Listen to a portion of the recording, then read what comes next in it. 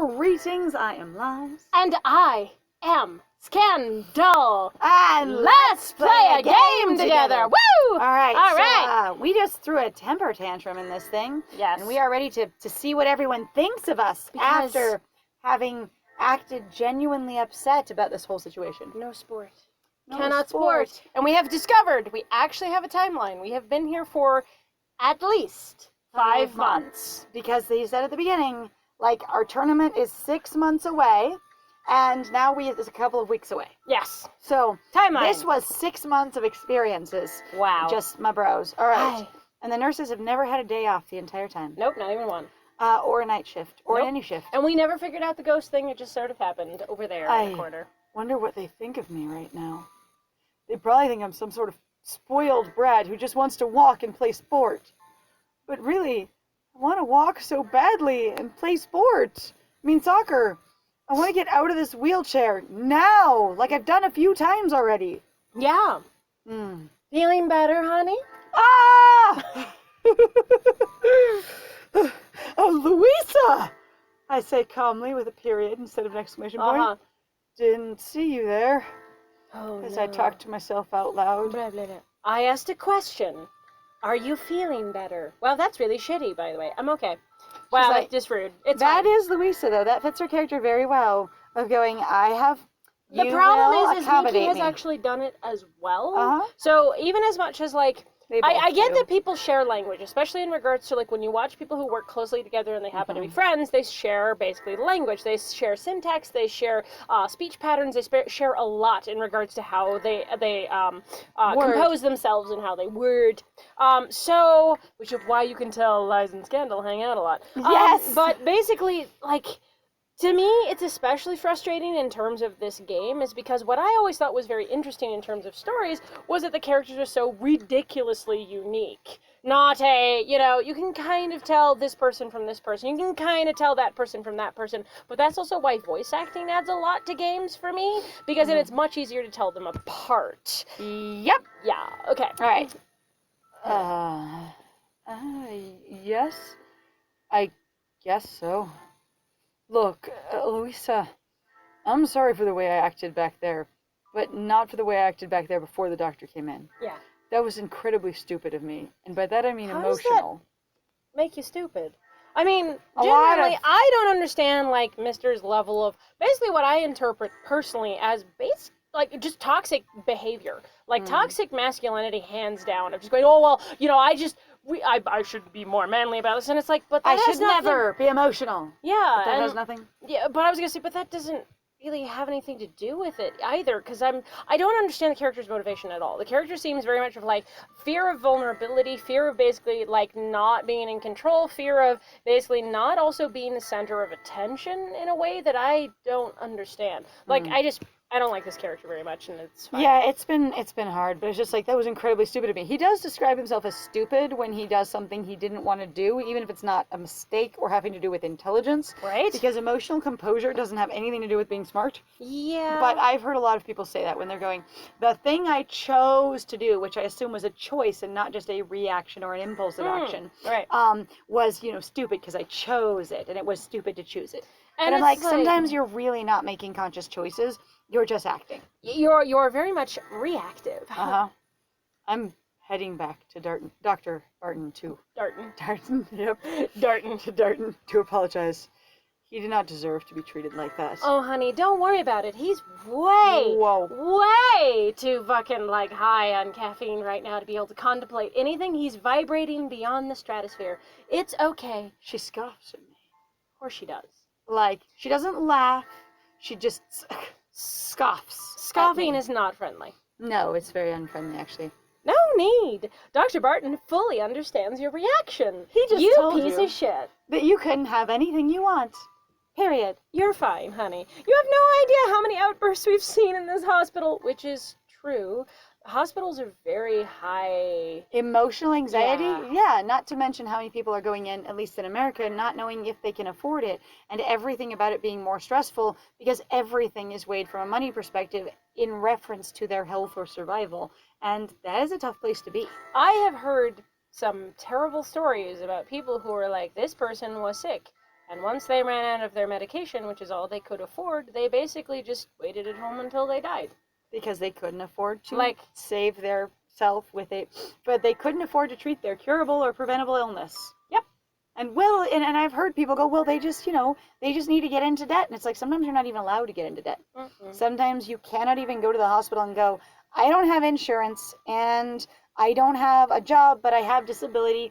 In my lifetime, I will never be able to pay you back, but I will die this year if you do not help me. Yeah. Like, that is not a good place to be in. And like, that for is, us as a culture, in my opinion. And that is a constant, basically, problem and has become way worse with the coronavirus pandemic. Like, my God. Anyway, one time a man was so frustrated about his chickenpox, he jumped out the window. That's a great thing to share with me. Thank you. I'm also just, like, so frustrated about he tried to kill himself?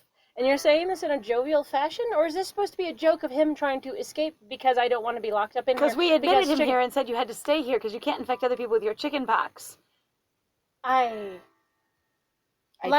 is incredibly fucking selfish, though, too, because chickenpox can actually legitimately kill some people who have compromised immune systems and will also kill children. The reason they developed a chickenpox vaccine is because it can kill people. Like, it really can. It's not super deadly, but it can kill people. Yeah, like, what? Okay. Oh, jeez, that was extreme. My heart feels heavy. I feel so guilty for my behavior. This character also whiplashes super hard on going, this thing! I'm totally within my rights! And then in the second, like, it changes to a different screen, I am immediately guilty and contrite. Else. Yeah. Is this sadness? I don't think in my entire life I have ever felt sadness before. This is a foreign experience. You're a fucking 16-year-old kid. Of course you felt sadness. You should have felt a lot of sadness. Because one of the big defining things about being a kid is because everything, or not teen, even younger, just kid, but yeah, is that you've never experienced shit before, so everything's super fucking intense all the time. Because you have literally no background for it, you have no history, you have nothing. Also, as soon as you hit even like pre-puberty, so like the early puberty, you then have hormones just rushing through you to amplify everything, to make everything more intense, more extreme, or whatever. All right, let's see. Is this sadness? I feel like crying, but I can't cry, as I've said before. Should I do it? Sometimes you don't have a choice of whether or not you're going to cry. Like, I understand that some people are very in control of their external emotional expression. Like, and they can, if they feel crying start to happen, stop it, kind of thing. I also get angry because the other time that we cried in relation to something like this was literally, to me, the way I read like it, a baby. Well, yeah, was basically to more or less shame the character. It wasn't a cathartic experience. It was almost like a mocking. It was stupid, performative, and panicky. Yeah, and I don't like the way that this game treats basically people being vulnerable. It pisses me off, particularly your main character. That's not very nice at all. Louisa's probably gonna think I'm a wuss. My heart is so heavy. Okay, that line fits with him. If Louisa will think I'm a wuss, he thinks that people seeing him have emotion or be weak is a bad thing, and that's been established several times throughout the series. Like, this is no bueno. But also choosing to cry or not, that's a little intense. Cry and let it all out. Don't cry and toughen up.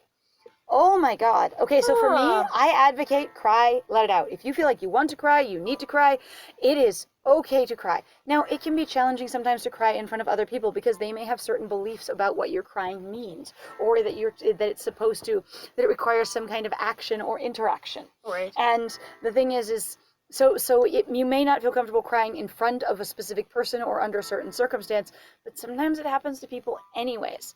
However, I don't feel like he would.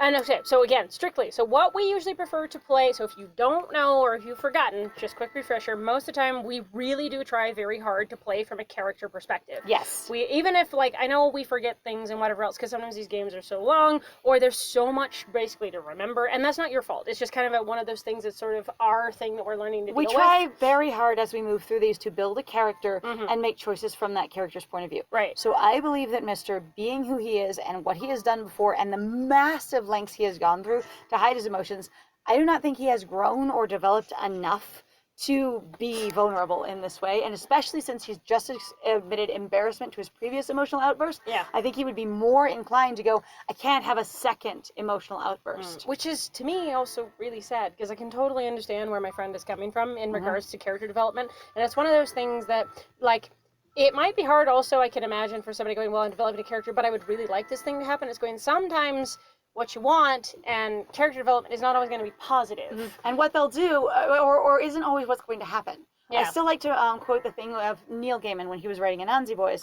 At one point, he ran into an experience where he was writing, and he said, if this character goes up the elevator, they'll die. And he's like, oh, well, they can't do that then. And then his brain went, but they're here, and they're about to go up the elevator, so that's what the character would do. So he had to rewrite it. So he had to make a choice, and I don't actually know which choice he made.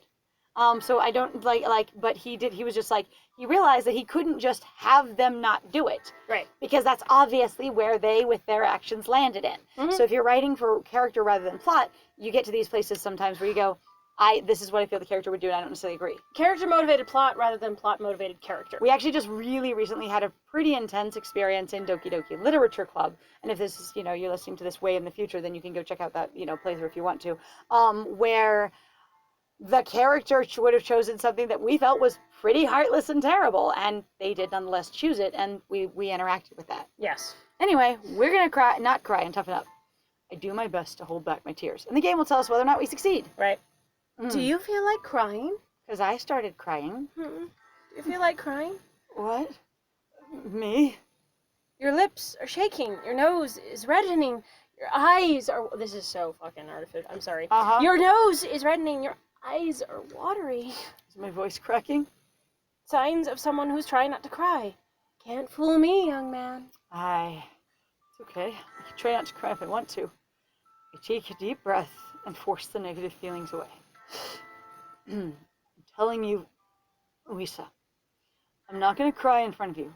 But I do want to cry, which is not the... It's fine. He didn't answer the question. Yeah. Certainly not now in this hallway. All right, then. Wow. Shall we go back to your room? And then you don't have to cry in front of me in the hallway. You can cry in front of me in your room. Remember that the more you rest and clear your mind, the faster your leg's gonna heal. Legs possessive? My leg's gonna? I can see that leg is... So this is Okay. one of those weird grammar contractions that Americans do, and I have done socially. Okay, where leg you, is. Yeah, where you're doing leg is. Instead of your leg's gonna. Yeah. It isn't a gonna that belongs to your leg. Yeah, it's just, it's really frustrating for people, but they do talk about it, how in regards to people speaking, that it works fine. That makes sense. All right. So. You're right. I promise to work harder this time around and, stand less unless it's during therapy and, bang it into things less. Right. I think. Dr. Barton's news is a wake-up call. I must strive to walk before the tournament. But if you cannot... He literally just told you can't do that. I must do this. He told me that I'm not going to be able to do this, and so that is a wake-up call to decide that I need to do this. And also, again, walking is not the same as running, nor basically engaging in sport. heavy sport. Right? No. Wow. That's the spirit. Yep.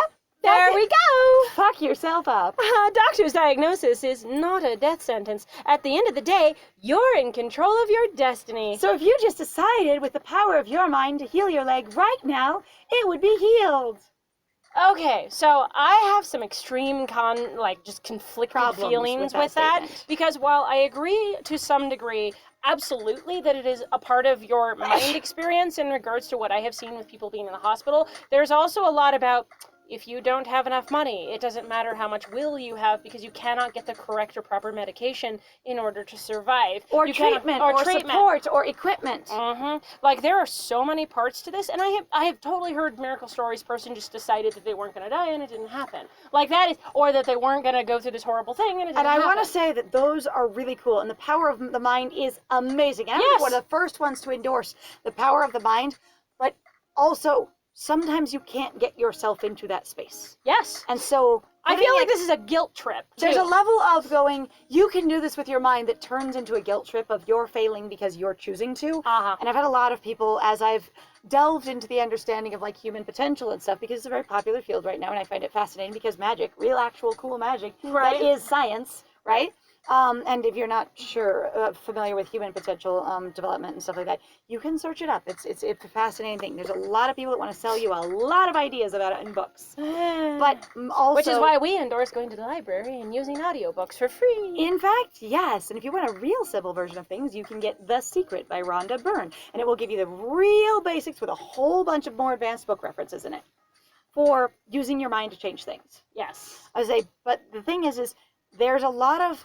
It reminds me of faith healing culture from when I was raised Christian. Yeah. And there's this idea of that when the person lays hands on you, I experience this, and you don't get healed, that you're rejecting God's healing, so it is then your fault. Yes. Because since you have free will, if you won't decide to let the healing work, even God won't challenge your will. You didn't have faith, even like unto a mustard seed. And even like I've seen some people who are like, I want to believe so hard. And the thing is based on the study that I ever did, they're like, wanting should be enough.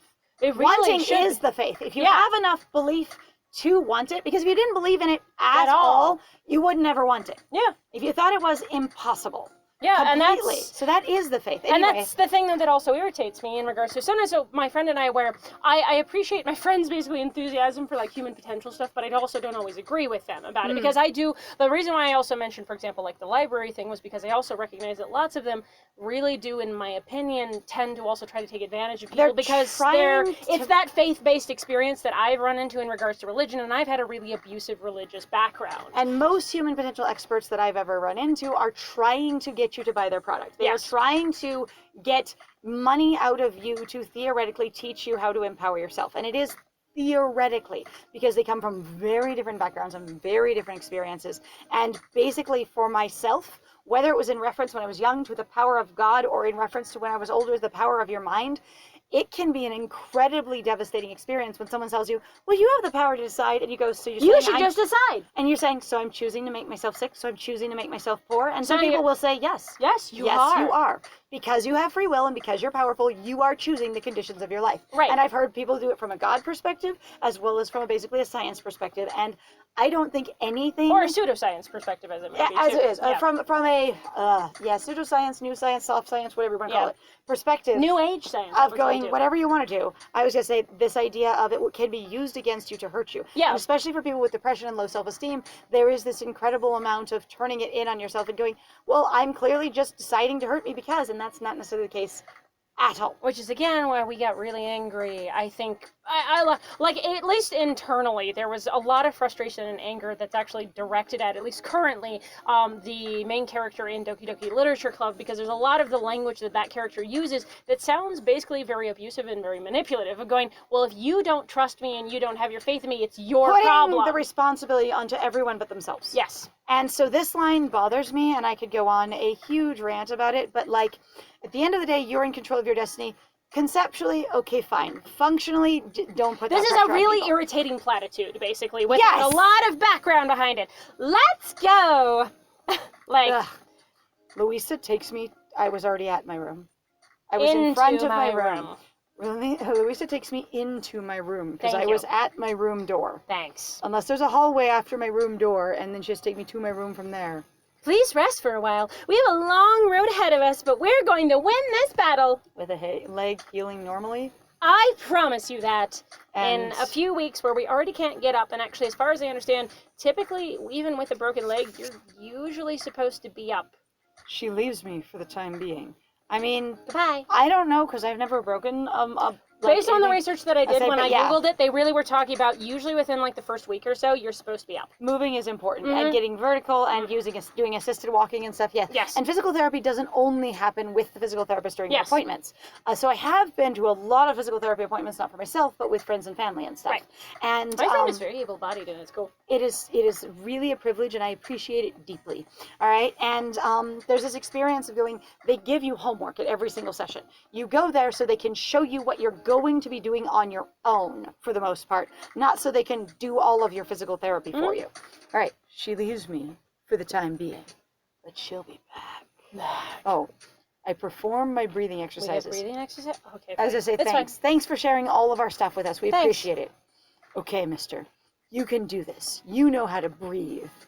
You've had problems before in your life. So what's stopping you from working harder on this one? God. Because, you know, the value of hard work is really what gets everyone through everything. And I hated the ending of The Good Place, all right?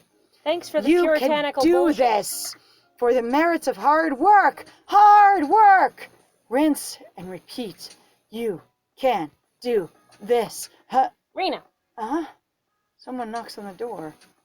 Oh, Can I come in once you're done talking to yourself? because it's really fucking annoying. Because these doors are paper thin. Oh, honey. Hey, Mickey, come on in. Do we get to kiss Mickey now? Is that it? We already did, remember? Oh, wait, no. We need to kiss Rena now. We need to kiss Rena now. Ugh. Are we going to kiss everybody? All right. Yum. At least you're not suddenly popping out of nowhere. But we will in the next one! Yeah! So thank you very much, guys, then, for joining us. If you like what we do, please feel free to like, comment, subscribe, and also share our videos if you're having a good time with us. Please also feel free to go check out our Ko-Fi or Patreon. We got some links in the description down below. And I have been Stendhal. And I have been Lies. And it was great playing with you. Bye!